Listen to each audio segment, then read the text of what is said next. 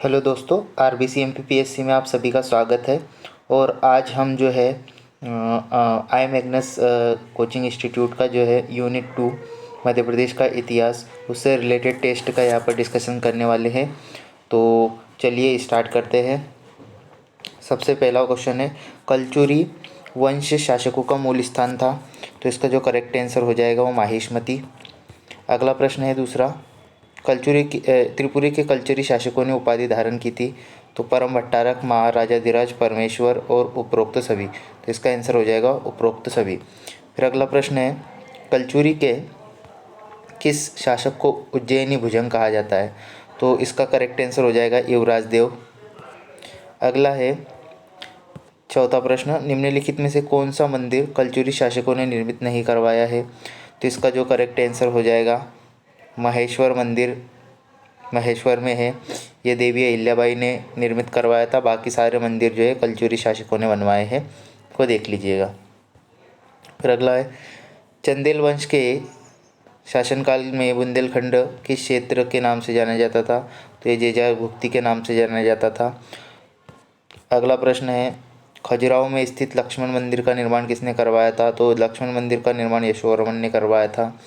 अगला प्रश्न है, चंदेल वंश का वह शासक जिसने 1202 में कुतुबुद्दीन ऐबक के सामने आत्मसमर्पण कर उसकी अधीनता स्वीकार कर ली थी। तो परमार्दी देव। ऑप्शन नंबर डी जो है इसका करेक्ट आंसर हो जाएगा। अगला है, निम्नलिखित में से किस शासक ने ओरछा को बुंदेलखंड की राजधानी बनाया। तो ये बुंदेला वंश थे, इन्होंने या बुंदेला शासकों ने जो ओरछा को अपनी राजधानी बनाया था। अगला है, बुंदेला की प्रारंभिक राजधानी थी तो गढ़कुंठार थी प्रारंभिक राजधानी। अगला है, ओरछा नगर की स्थापना किसने की थी। तो रुद्र प्रताप बुंदेला ने की थी। अगला है, ओरछा की वह रानी जो अयोध्या से श्री रामलला की मूर्ति ओरछा लाई थी। तो इसका जो करेक्ट आंसर हो जाएगा कुंवरी गणेश। ऑप्शन नंबर ए जो है इसका करेक्ट आंसर है। अगला है, ग्वालियर के तोमर वंश के किस शासक ने संगीत के प्रमुख ग्रंथ मान कोतुहल की रचना की थी। तो इसका जो करेक्ट आंसर हो जाएगा राजा मानसिंह तोमर। फिर अगला प्रश्न है, ग्वालियर के तोमर वंश का संस्थापक शासक था तो वीर सिंह तोमर। फिर अगला है, परमार वंश के संस्थापक कौन थे प्रारंभिक। तो कृष्णराज या उपेंद्र परमार वंश का संस्थापक माना जाता है। फिर अगला है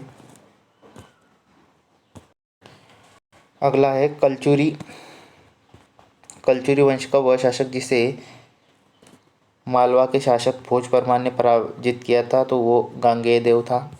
अगला है, भारतीय इतिहास के किस महान शासक को हिंदू नेपोलियन कहा जाता है। तो यहाँ पे पूछा है भारतीय इतिहास के किस महान शासक को।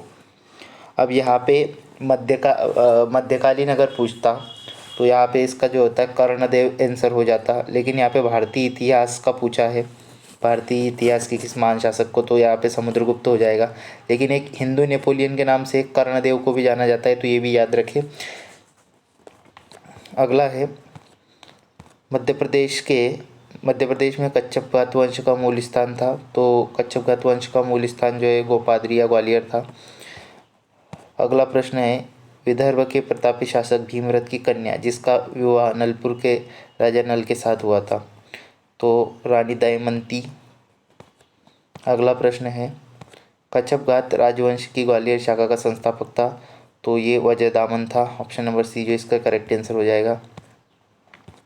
इतिहासकार कनिंघम के अनुसार कच्छप वंश का प्रथम शासक था तो राजा सूरजसेन। अगला है, ओलिकर वंश या वर्मा वंश का संस्थापक कौन था। तो Singh Verma. Option number A correct answer. फिर अगला है, ओलिकर वंश की राजधानी क्या थी। दशपुर। अगला है, गंगाधर अभिलेख किस शासक से संबंधित है। तो ये जो है विश्ववर्मा से संबंधित है। अगला है, ओलिकर वंश के किस शासक ने प्रकाशेकर का शिव मंदिर और विभीषण तड़क का निर्माण करवाया। तो ये प्रकाश वर्मा ने करवाया था। अगला है, निम्न में से सोंधवी अभिलेख किस वंश से संबंधित है। तो सोंधवी अभिलेख जो है ओलिकर वंश से संबंधित है। अगला है कि शासक ने महिष्मति के कलचुरी शासकों को युद्ध में पराजित किया था, तो ये कुमार वर्मा ने किया था। होलिकर वंश का अंतिम शासक कौन था? तो होलिकर वंश का अंतिम शासक कृष्ण वर्मा था। परिव्राजक वंश किसके सामंत थे? ये गुप्तों के सामंत थे। परिव्राजक वंश के संस्थापक कौन थे? तो महाराज देवाड्य या देवाध्या। परिव्राजक वंश का महांतक शासक कौन था? तो परिव्राजक वंश का महांतक शासक जो था महाराजा हस्तिन। अगला है नागवंश का संस्थापक कौन था? तो वृषनाग। निम्न में से नागवंश की राजधानी थी? तो विदिशा। अगला है नागवंश के किस शासक ने राजधानी पद्मावती ले गया? तो भीमनाग। नागवंश का अंतिम शासक कौन था? तो गणपति नाग। सप्तगर्दभिल वंश के संस्थापक थे? तो महेंद्रादित्य। रानी पिंगला का संबंध किस राजा से? तो राजा भर्तृहरि। अगला प्रश्न है किस राजा ने शकों पर विजय की उपलब्धि में 57 ईसा पूर्व में विक्रम संवत या मालव संवत प्रारंभ किया? तो ये विक्रमादित्य ने। हिजरी संवत का प्रारंभ कब हुआ?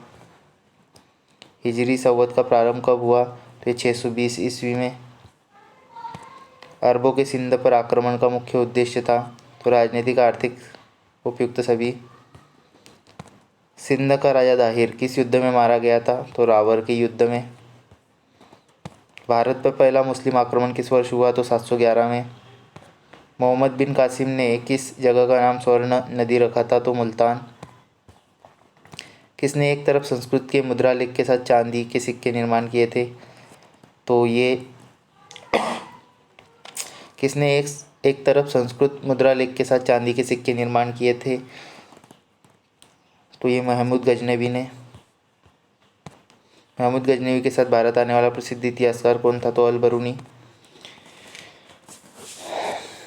इनमें से कौन गजनी राजवंश का संस्थापक था? तो अलप्तगीन। महमूद गजनवी का दरबारी इतिहासकार कौन था? तो उतबी। महमूद गजनी किस वंश से संबंधित है? तो यामिनी वंश से। गजनवी वंश और हिंदू शाही राज्य के प्रथम शासक क्रमशः थे? तो अलप्तगीन और जयपाल। फिर नेक्स्ट है अगला प्रश्न। महमूद गजनवी के ने सोमवात के प्रसिद्ध मंदिर पर आक्रमण किया तो 1025 ईस्वी में। अगला प्रश्न है निम्न में से कौन चंदेल शासक महमूद गजनवी से पराजित नहीं हुआ? विद्याधर। अगला है महमूद गजनवी का भारत में अंतिम आक्रमण किसके विरुद्ध था? तो जाटों के विरुद्ध था। फिर अगला है निम्नलिखित में से कौन अपने को बुद्ध शिकन या मूर्तिभंजक कहता है? तो महमूद गजनवी।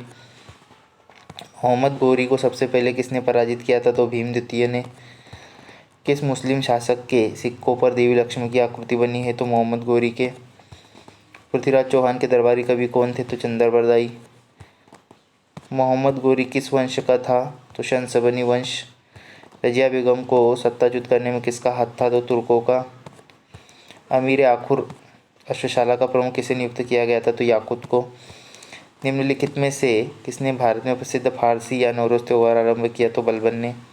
एकता व्यवस्था किसने प्रारंभ किया? एकता व्यवस्था जो इल्तुतमिश ने प्रारंभ की थी। फिर अगला है चांदी के टंका में तांबे के जीतल किसने प्रारंभ किया? तो इल्तुतमिश ने। अजमेर में 2.5 दिन का झोपड़ा किसने बनवाया? कुतुबुद्दीन ऐबक ने। कुतुबुद्दीन ऐबक की राजधानी थी तो लाहौर। श्यामा प्रसाद मुखर्जी रूर्बन मिशन की शुरुआत कब की गई थी? तो 21 फरवरी 2016 को।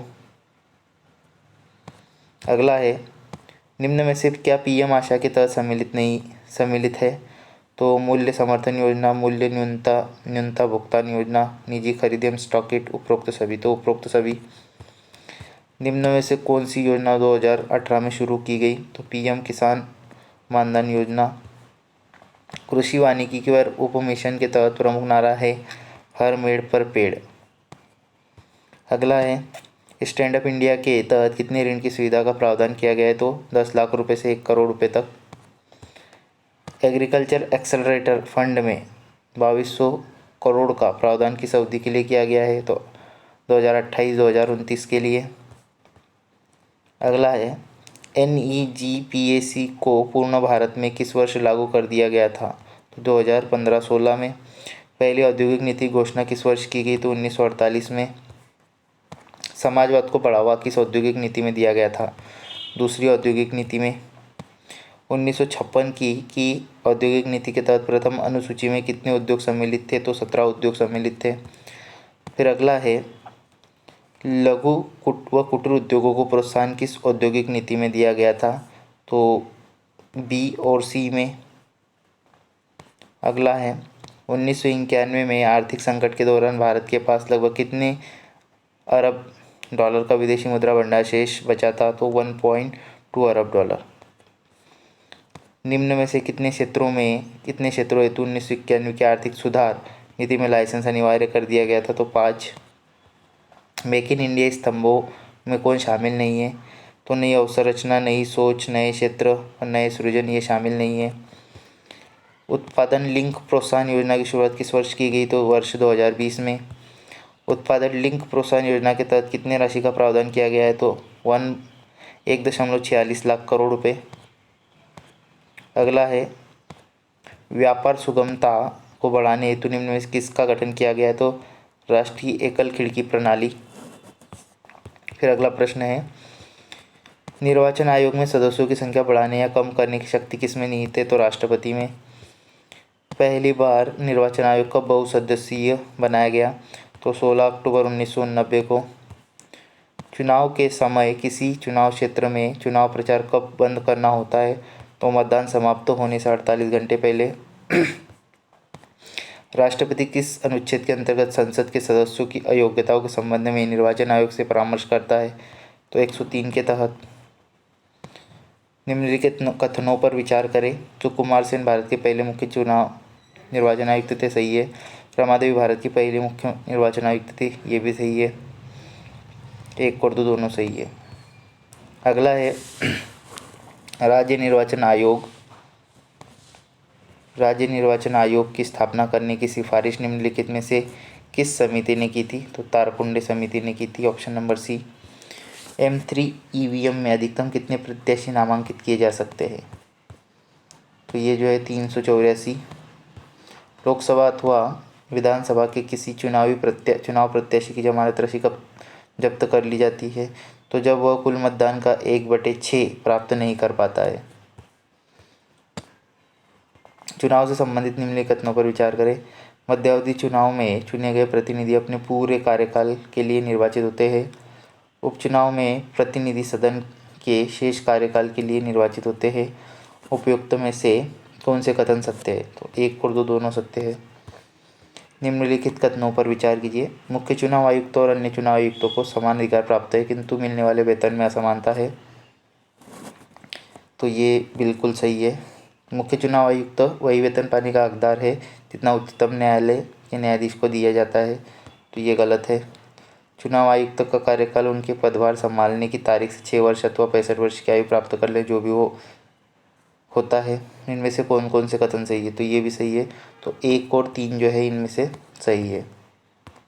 तो ऑप्शन नंबर सी जो इसका करेक्ट आंसर हो जाएगा। अगला है, भारतीय संविधान के किस अनुच्छेद में निर्वाचन आयोग का उल्लेख है? तो 324 में। VVPAT का प्रयोग सर्वप्रथम कब किया गया? तो 2013 में। हाल ही में एक राष्ट्र एक चुनाव सिफारिश देने के लिए किसकी अध्यक्षता में समिति का गठन किया गया? तो रामनाथ कोविंद। CVजिल ऐप द्वारा विवादों का निपटारा करने के लिए समय सीमा कितनी है? तो 100 मिनट। अगला प्रश्न है फिर, भारत के निर्वाचन आयोग द्वारा निम्नलिखित राजनीतिक दलों में से किसे राष्ट्रीय दल के रूप में मान्य किया गया है? तो आम आदमी पार्टी को अभी राष्ट्रीय दल का दर्जा दिया गया है। मुख्य निर्वाचन आयुक्त को हटाने की प्रक्रिया किसके समान है? सर्वोच्च न्यायालय के न्यायाधीश के। निर्वाचन आयोग इनमें से किसके चुनाव के लिए जिम्मेदार है? तो निर्वाचन आयोग जो है लोकसभा, उपराष्ट्रपति और राष्ट्रपति। तो 1, 2 और 4। चुनाव के संबंध में संसद को कानून बनाने की शक्ति किस अनुच्छेद के तहत प्राप्त होती है? तो 327 के तहत। संविधान के किस संशोधन द्वारा मतदान की 21 वर्ष से घटाकर 18 वर्ष की गई? तो 61वां संविधान संशोधन 1990। भारत के विभिन्न राजनीतिक दलों को राष्ट्रीय या क्षेत्रीय दल का दर्जा देने का अधिकार किसको है? तो चुनाव आयोग को। तो दोस्तों ये थे हमारे 100 क्वेश्चन। अगर आपको ये सीरीज़ पसंद आ रही है तो कृपया इस वीडियो को अपने दोस्तों तक ज़रूर पहुंचाएं और इस वीडियो पर लाइक करें, कमेंट करें। Thank you.